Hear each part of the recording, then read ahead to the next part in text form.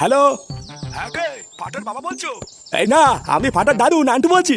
এই কেন বলুন তো, ফাটাকে দিয়ে কি হবে? কে আপনি? আমি ফাটার টিউশনি স্যার বলছি।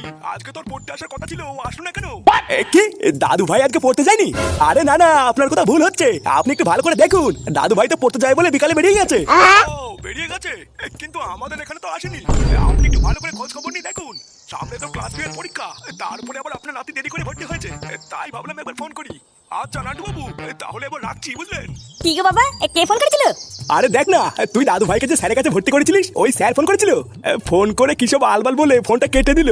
আমি তো কিছু বুঝলাম না। আলবাল বলে ফোন কেটে দিল মানে? ওই স্যার আবার কি বলছে?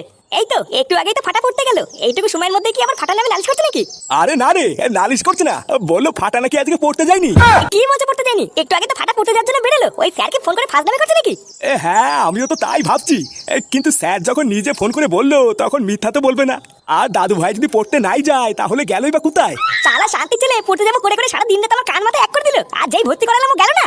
দাঁড়া, ওই গুদমানি ছেলে আজকে একবার বাড়ি আসুক, ওর দেখাচ্ছি মজা।